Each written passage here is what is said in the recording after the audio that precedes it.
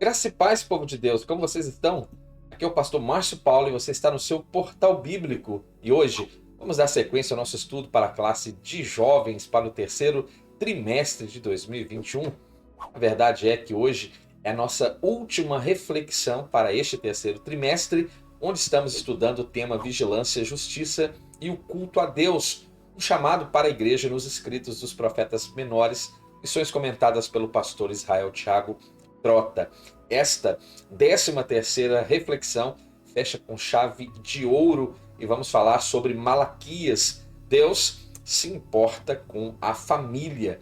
Esta lição será ministrada no próximo dia 26 de novembro do ano em curso, do ano de 2021. Eu vou deixar aqui o card com todas as lições anteriormente publicadas, bem organizadas em uma playlist para que você apenas aperte o play e seja abençoado.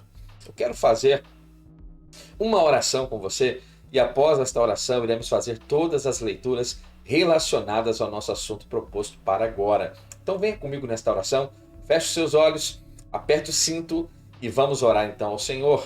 Senhor, a Ti clamamos e suplicamos pela pessoa bendita do Teu Espírito.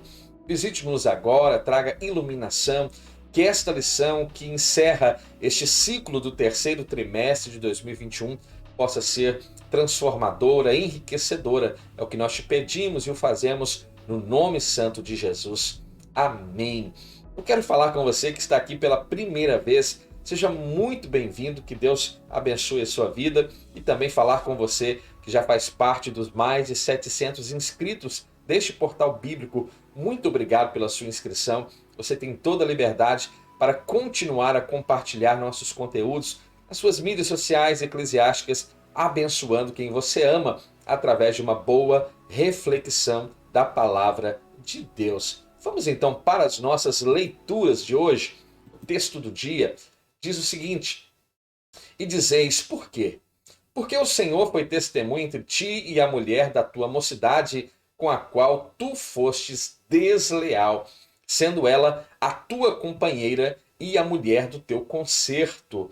Malaquias capítulo 2, versículo 14. E a nossa síntese desta reflexão diz: honramos a Deus quando cumprimos os votos do casamento e satisfazemos o ideal de Deus para a família. E a nossa leitura bíblica está no livro do profeta Malaquias, capítulo 2, versículos 10 ao 13. E você pode pausar agora esse vídeo e fazer toda esta leitura, porque ela é importante e irá fundamentar a nossa reflexão a partir deste momento. Eu louvo a Deus pela sua vida, você que tem acompanhado o nosso trabalho. Eu quero louvar a Deus pela sua vida. Estamos aqui concluindo este terceiro trimestre. Daqui a pouco vamos começar o novo trimestre e já tem lição aqui do quarto trimestre para a classe de adultos. Vou até deixar o card aqui para você apenas clicar e já ser direcionado para este conteúdo maravilhoso, onde estamos falando já a respeito da vida, ministério do apóstolo Paulo. Esta lição tem um tema muito interessante. Já falamos dos profetas aqui, todos apresentados, os profetas menores. Já falamos de alguns profetas pós-exílio babilônico, as últimas lições, diga-se de passagem, nós falamos sobre Zacarias, sobre Ageu, e hoje vamos falar sobre Malaquias, com este tema: Deus se importa com a família.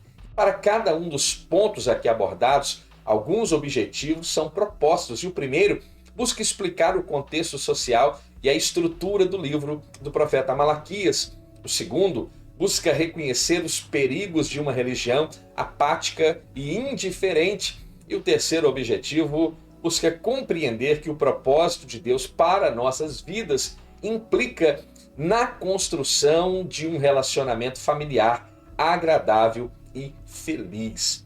Esta última lição, então, falaremos sobre o profeta Malaquias, o último dos profetas menores. Ele vai condenar e também vai advertir o povo de Deus a respeito da adoração fingida.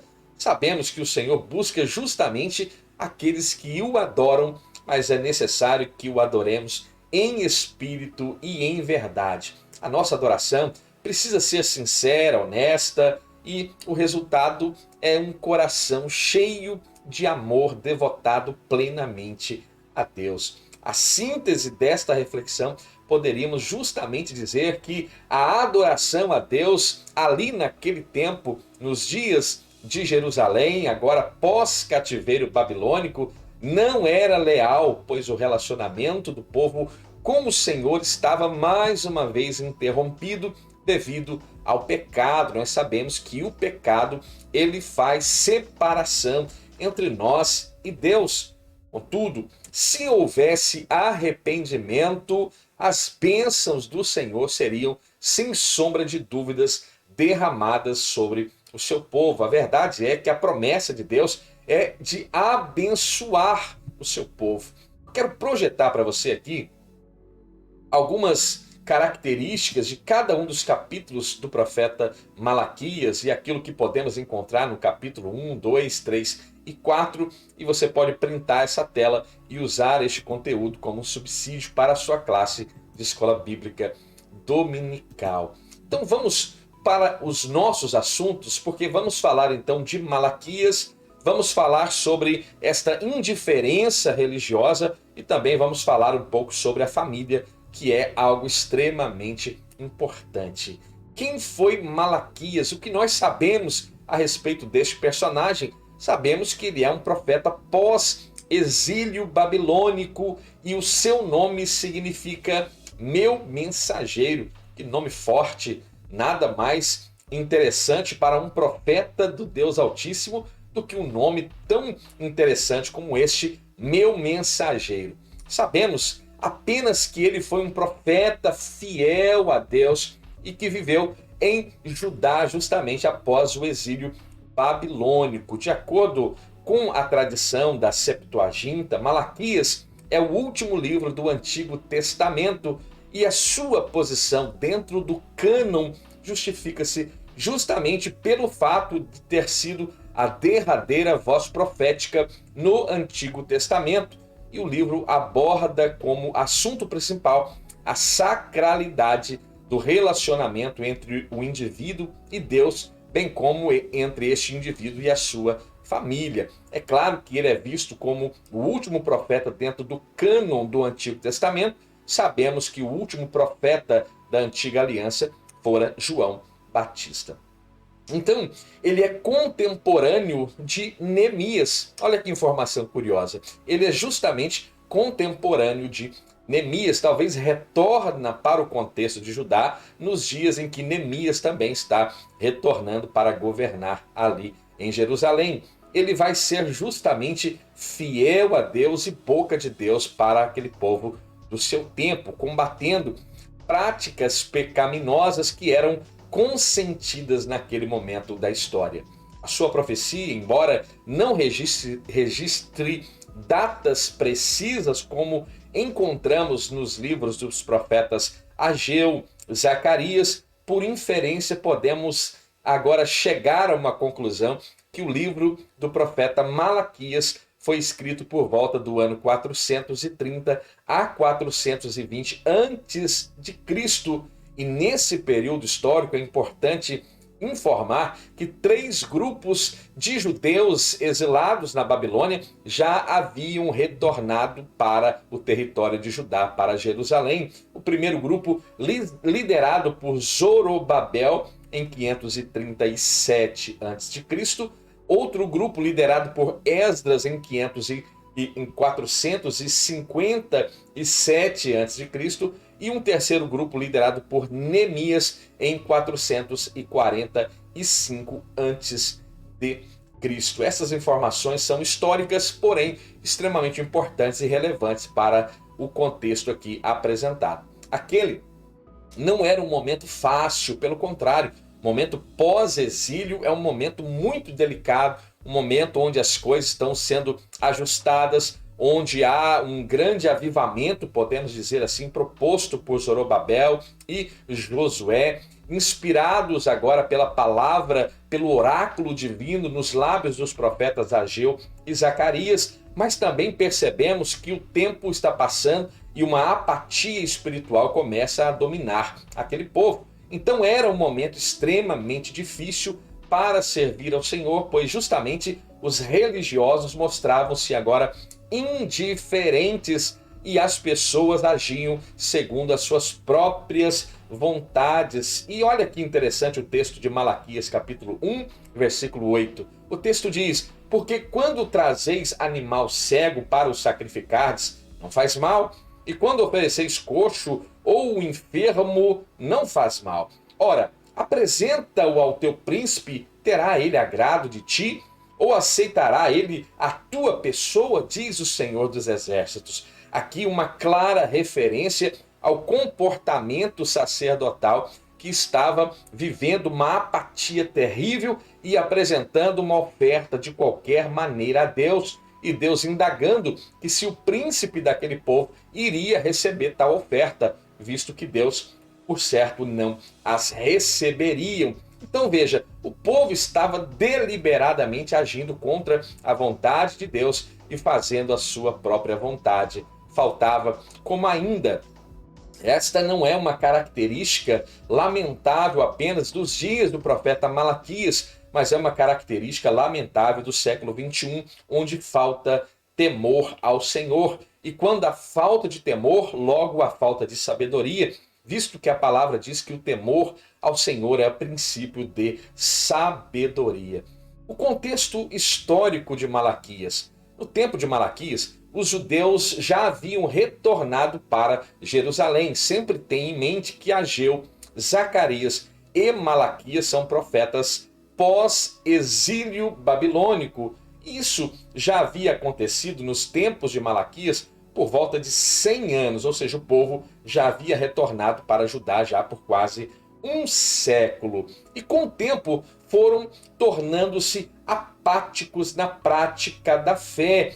Algo rotineiro para aquele povo, algo extremamente triste, uma mancha na história do povo de Israel. É justamente esta apatia espiritual que em muitos momentos da sua história está governando, está dominando aquele povo. E como já disse anteriormente, não é algo incomum nos dias de hoje dentro das igrejas, nos dias atuais. Então Malaquias chega a denunciar aquela geração por causa da sua adoração hipócrita e robotizada, mecanizada. Será que Malaquias está falando para o povo do seu tempo? Ou será que nós podemos ver também uma figura, uma palavra quase que então escatológica para os nossos dias, onde também estamos vivendo dias de adoração robótica, mecanizada, hipócrita? Bem, como também um nível de corrupção no contexto sacerdotal. E talvez nós nunca tivemos tantos escândalos quando se fala da casta pastoral dos dias de hoje, como talvez em nenhum outro momento da história. E naquele tempo também havia uma grave corrupção sacerdotal. Os judeus haviam declinado sua vida espiritual. Quando falamos a respeito dos sacerdotes, o próprio texto do profeta Malaquias, capítulo 2, versículo 1 e 2, vai nos dizer: e agora, ó sacerdote, este mandamento vos toca a vós, ou seja, este mandamento fala com relação a vocês. Se não ouvirdes e se não propuserdes no vosso coração dar honra ao meu nome, diz o Senhor dos Exércitos, enviarei a maldição contra vós e amaldiçoarei as vossas bênçãos, e já as tenho amaldiçoado, porque vós não pondes isto no seu coração. Que palavra dura da parte de Deus, diretamente levada aos sacerdotes. Então, os judeus estavam totalmente abandonando a sua fé, um momento de apostasia generalizada, quase que de cunho nacional. E a profecia daquele profeta vai justamente combater essas práticas, vai condenar a idolatria, os divórcios e os casamentos mistos, o abandono da guarda do sábado, o fracasso dos dízimos por conta de um egoísmo material não muito diferente dos dias modernos. O templo já tinha sido construído, melhor dizer, reconstruído, porém estava sendo ignorado e o povo, mais uma vez, assim estava procedendo. Você se lembra que nos dias de Ageu, cada um estava preocupado com as suas casas e a minha casa estava deserta, dizia o Senhor. E a ordem é que este templo fosse reconstruído, e agora reconstruído, mais uma vez abandonada estava a casa de Deus.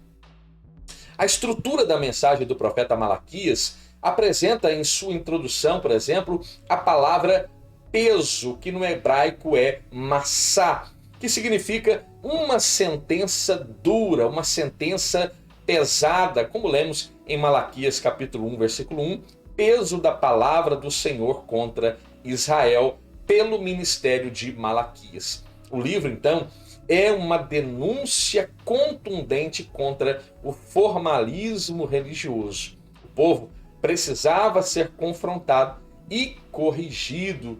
Aquela nação precisava ser corrigida, aquela nação precisava ser confrontada. E como é bom ser confrontado por Deus, quando o Senhor chama a nossa atenção. Eu tenho o hábito de dizer que nós somos bem-aventurados quando somos confrontados por Deus. E a nossa geração, a geração do século 21 também, necessita urgentemente, o mundo atual precisa urgentemente ser confrontado pelos profetas verdadeiros desses dias atuais e corrigidos à luz da palavra de Deus, que permanece inerrante, que permanece dando todo o norte, toda a direção saudável e necessária para a Igreja de Cristo. Então veja que isso era algo extremamente interessante e estava na boca ou nos lábios do profeta Malaquias. O segundo ponto trata sobre a indiferença religiosa. E aqui mostra o aspecto de ingratidão. O profeta declarou que o povo respondeu com ingratidão todo o amor que Deus havia agora dado ao seu povo. Deus declara o seu amor para Israel, única e exclusivamente para Israel, e eles responderam de forma irônica, de forma cínica: em que nos amaste? Deus está dizendo que nos ama, mas em que este Deus nos ama? E aqui o profeta vai dizer de forma clara como o Senhor vai escolher e manter a promessa sobre a vida de Jacó, que se torna Israel, e diz: eu vos amei, diz o Senhor, mas vós dizeis: em que nos amaste? Não foi Esaú irmão de Jacó? Disse o Senhor, todavia amei a Jacó. Aqui mostra claramente o Senhor agora indo em direção àquele que deseja viver o cumprimento da promessa, aquilo que nós não encontramos ao longo da vida de Esaú. Então a pergunta apresentada aqui por Malaquias refletia justamente o pensamento que estava na cabeça de todo o povo de Judá naquele tempo, pois estavam com os seus corações duros, obstinados e com uma visão totalmente errada, equivocada, uma visão embaçada, turvada, e não conseguiam perceber o amor glorioso, o amor grandioso de Deus sobre eles. Eles haviam se esquecido que o Senhor atuara na história do povo de Israel desde os seus primórdios. A memória do povo, por certo, estava avariada, a sua bússola moral e espiritual também estava avariada. O Senhor reafirma então, mostrando a sua escolha e revelando o cuidado que ele tivera com Jacó, citado como um autêntico representante do povo de Israel, ou seja, aquele que recebe a promessa, aquele que zela pela promessa de Deus. Ao longo dos anos, o Senhor demonstrara todo o amor pelo seu povo, o povo de Israel. O retorno da Babilônia era um sinal claro do amor de Deus, era uma demonstração clara do amor de Deus, e quando retornando do cativeiro, eles estavam como aqueles que sonham, com as suas bocas cheias de hinos de louvor a Deus, de cântico, de modo que entre as nações diziam que grande coisa fez o Senhor por estes, e eles com muito orgulho diziam: de fato, grandes coisas fez o Senhor por nós, e é a razão pela qual estamos alegres. Porém, já haviam se esquecido de tudo quanto o Senhor havia feito por eles. Veja, o povo tinha, como o povo ainda tem, uma memória muito curta, e nós não podemos esquecer aquilo que Deus tem feito em favor da nossa vida. Não desconheça a sua história, não ignore aquilo que Deus já tem demonstrado, e este amor nos foi demonstrado através do envio sacrificial da pessoa bendita de Cristo, porque está escrito: porque Deus amou o mundo de tal maneira que deu o seu Filho unigênito, para que todo aquele que nele crê não pereça, mas tenha vida eterna. Aprendamos com Israel, aprendamos com Judá, e não caiamos no engodo de olhar para Deus e dizer em que o Senhor nos amou. Não caiamos neste erro. Conheça a sua história, porque, como já disse o poeta, aquele que desconhece a sua história ou que deixa de desejar conhecer a sua história está propenso a repetir sempre os mesmos erros. Então veja, ao longo dos anos o Senhor havia demonstrado o seu amor para aquele povo. Ainda assim, Israel não sabia agora reconhecer e não tinha desejo algum de corresponder àquele amor expresso por Deus. Quando falamos de relacionamento matrimonial, como é bom amar a nossa esposa e ter este amor correspondido, não é assim? Você que está nesta classe de jovem, talvez ainda não seja casado, você, professor, por certo, talvez já seja casado, mas ainda que você não seja casado, e você que está aí desejando um matrimônio, vislumbrando um matrimônio futuro, você vai desejar amar a sua esposa, ou você vai desejar amar seu esposo e ter o seu amor correspondido, sim ou não?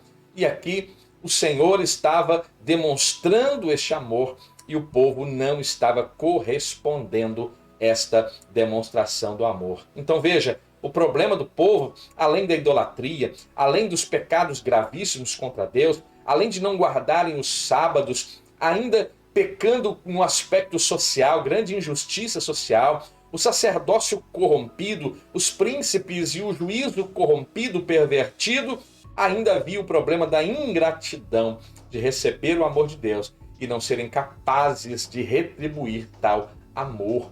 A ingratidão é que, o problema da ingratidão é que, além de cegar os nossos olhos, ela também priva o coração de uma emoção e rouba todo e qualquer entusiasmo que nós poderíamos ter.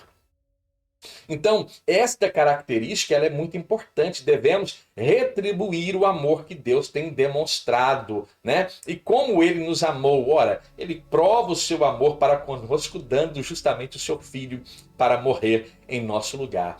Agora, havia um grande descaso religioso, e aqui começa na casta sacerdotal e chega até ao menor do povo. Os sacerdotes, por exemplo, foram acusados de desprezar o nome do Senhor. Eles traziam suas ofertas imundas, realizavam seus sacrifícios de qualquer forma, de qualquer maneira. Isso aqui é uma confrontação para mim, para você. Nós que estamos administrando o culto, nós que estamos na liderança da igreja, nós que estamos na liderança das classes de jovens, adultos, nós que fomos chamados e convocados por Deus para exercer liderança, para exercer este ofício sacerdotal, veja, é uma confrontação. Como nós temos apresentado o nosso serviço a Deus? Porque o sacerdote, aquele que deveria primar pelas leis cerimoniais, pelos ritos cerimoniais, estava oferecendo de qualquer forma, de qualquer maneira, não se preocupando com as instruções dadas por Deus através da lei mosaica. Então, Deus tinha prazer nesse tipo de coisa? Responde aí para mim. Deus tinha prazer num troço desse? Mas não tinha nunca, irmão. Você pensar que Deus tem prazer num negócio desse, você está equivocado. É aquele indivíduo que fala, eu vou fazer para Deus, então tá tudo certo, eu vou fazer ali de qualquer jeito, então eu quero te dar um conselho. Não faça.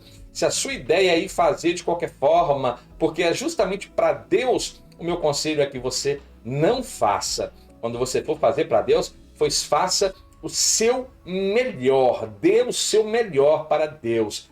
Deus jamais teria prazer naquele tipo de sacrifício e de cerimônias apresentadas. Não, Deus não tem prazer nesse tipo de coisa, né? Nesse tipo de oferta e de sacrifício. Malaquias 1, versículo 10 diz o seguinte, e aqui é a Nova Versão Internacional para o texto ficar bem claro na sua mente. Abra sua mente para ouvir esse texto. Ah, se um de vocês fechasse as portas do templo. Meu Deus, eu vou repetir. Ah, se um de vocês fechasse as portas do templo. Assim, ao menos não acenderia o fogo do meu altar inutilmente. Inutilmente. Não tenho prazer em vocês, diz o Senhor dos Exércitos, e não aceitarei as suas ofertas. Aqui é Deus que está falando com aquele povo e é Deus que está falando com esta geração do século 21. Deus está falando comigo e com você a respeito do nosso comportamento cristão e daquilo que estamos fazendo dentro dos nossos templos. Talvez, dependendo do culto que você esteja apresentando, é melhor deixar as portas dos templos fechadas, porque Deus, por certo, não irá aceitar qualquer tipo de culto, de louvor e de adoração. Deus está cansado desse descaso e desse indiferentismo. E isso não era uma novidade dos dias de Malaquias. O profeta Miqueias fala sobre isso, o profeta Isaías fala sobre isso. Praticamente todos os profetas verdadeiros falam a respeito disso. Só os profetas atuais que não falam sobre isso, porque dizem respeito deles mesmos, porque de fato não são profetas, mas pseudoprofetas e que vivem a enganar e a prender pessoas no limbo de uma expectação do cumprimento de algo que aparentemente Deus disse, quando na verdade nada disse Deus. Prudência é o conselho que quero deixar dentro deste contexto de reflexão. O desejo de Deus é que a sua aliança com o sacerdócio levítico tivesse sendo observada. A palavra de Deus é o que para nós? É um livro de cabeceira? É um livro que fica aberto no Salmo 91, no Salmo 23, como se fosse uma reza que nós repetimos, achando que a mera repetição verbal daquilo vai trazer algum resultado? Não, a palavra não pode ser vista assim. E eu não posso ler a palavra como somente uma expressão verbal, não. Eu tenho que aplicar esta palavra no meu coração para que ela possa fazer o efeito que a palavra de Deus possui. Então veja, nós também estamos sob uma aliança e nós devemos zelar por esta aliança. Se estes sacerdotes do tempo de Malaquias tivessem se aderido aos princípios estabelecidos por Deus, Deus os teria abençoado. Então, a palavra, ela é o que nos norteia. Ah, eu não tenho conhecimento a respeito de Deus. Eu vou para os montes, eu vou nas experiências proféticas, ter experiência com Deus e conhecer a respeito de Deus. Eu quero dizer que você está conhecendo Deus da forma errada. Eu quero dizer que você está conhecendo Deus da forma mais terrível possível e da forma mais irresponsável possível. Quer conhecer Deus? Vai para a sua palavra. Porque ali ele se apresenta do Gênesis ao Apocalipse, Deus se revela e se apresenta a você. E a palavra de Deus nos dá preceitos. Ora, cumpramos tais preceitos. Cumpramos tais preceitos em nossa vida cristã. O terceiro ponto aqui fala justamente sobre a família como algo extremamente importante, como a família é aquilo que é mais importante. A família, no nosso contexto cristão, na nossa mentalidade cristã, continua sendo a célula máter da sociedade, uma família nuclear, monogâmica, heterossexual. Então, o casamento misto era algo que Deus estava totalmente detestando. Os homens sendo desleais a Deus, casando-se com mulheres estrangeiras, sendo que a lei de Deus prescrevia que eles não deveriam se casar com tais mulheres e constituir famílias sob este jugo desigual. Então os judeus estavam se casando com a filha de um deus estranho. A analogia é essa. Uma coisa repugnante foi cometida em Israel e em Jerusalém. Judá desonrou o santuário que o Senhor ama, homens casaram-se com mulheres que adoram outros deuses. Malaquias 2, versículo 11. O julgo desigual. Essa não era uma questão racial. Nesses dias de mimimi, questões raciais, isso não é questão racial. É uma questão espiritual. As mulheres de outras nações e nacionalidades foram a razão de perverter o coração do sábio rei Salomão. As suas muitas mulheres perverteram a sua sabedoria. Imagine um homem como eu e você, falto de sabedoria. O que estrago essas mulheres estrangeiras não iriam fazer e estavam fazendo nos dias de Judá. Então, agora, aquelas mulheres dessas outras nacionalidades desejavam servir a Deus? Que nada, irmãos, não queriam servir a Deus nada, queriam continuar servindo aos seus deuses, e esses homens não tinham agora uma autoridade para influenciá-las a agora servir a Deus. Pelo contrário, o poder de persuasão dessas mulheres era fazer com que esses homens se desviassem de Deus. Deus desejava receber qualquer mulher que se chegasse a ele. E nós temos exemplos claros de mulheres como Ruth, mulheres como... enfim, vamos dar apenas um exemplo aqui de Ruth. É o exemplo talvez mais pontual aqui que nós podemos encontrar. Então, o problema era que por meio desses casamentos mistos, os homens estavam sendo corrompidos. Esta era a razão porque Deus estava detestando este comportamento. E Paulo, escrevendo aos irmãos coríntios, na segunda epístola, capítulo 6, versículo 14, diz: não se ponha em julgo desigual com um infiel, com um descrente, pois o que tem em comum a justiça e a maldade? Que comunhão pode ter a luz com as trevas? Então, este é um exemplo bíblico, um texto bíblico que nos ensina sobre este comportamento. O divórcio. A impiedade infiltrou-se tanto no coração daquela geração, de modo que eles estavam indiferentes no seu relacionamento em relação a Deus e estavam agora indiferentes também no trato familiar, conjugal. Os homens velhos estavam agindo de forma leviana para com as suas esposas de mais idade, trocando-as pelas novinhas estrangeiras. É isso mesmo que você ouviu. Parece estranho falar dessa forma, mas é exatamente isso. Os anciãos de Judá estavam trocando as suas anciãs esposas da sua juventude pelas novinhas das terras estrangeiras, repudiando suas esposas, quando, à luz do contexto mosaico, deveriam, no mínimo, dar a elas carta de divórcio para que elas pudessem estar agora amparadas. E nem isso esses homens tinham, nem esta hombridade esses homens estavam tendo, e as famílias estavam sendo destruídas, assoladas, e Deus esperava que os homens honrassem seus compromissos, sendo leais justamente para com a mulher da sua mocidade. O contexto aqui é exatamente isso, o comportamento promíscuo daquele que já está casado há muitos anos e agora está trocando a sua esposa. Cansei da minha esposa,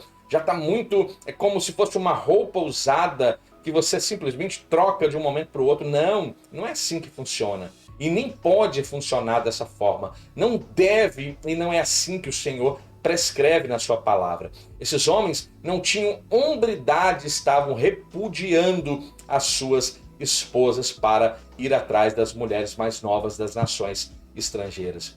Então, quando falamos de família, falamos que esta família é a célula máter da sociedade. A nossa relação com Deus influencia na nossa relação familiar.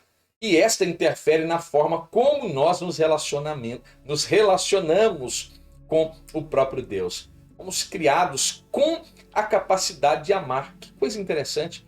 Nós, imperfeitos, desprovidos de tantas questões boas, de tanta coisa boa, mas fomos criados por Deus e já comunicou o Senhor conosco esta capacidade de amar. Amor em sua forma mais plena e genuína está em Deus. É uma virtude cognoscível que Deus comunica a mim e a você.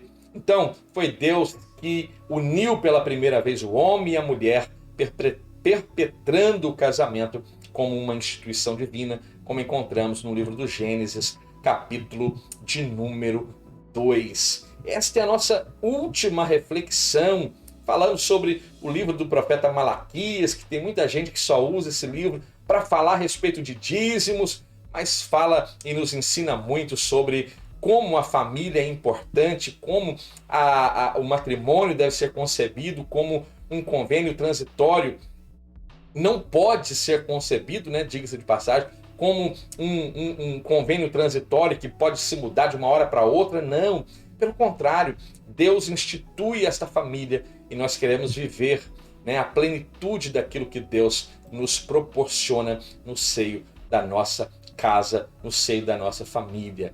Você ficou até aqui comigo até agora? Eu louvo a Deus pela sua vida. Não saia sem antes se inscrever neste canal.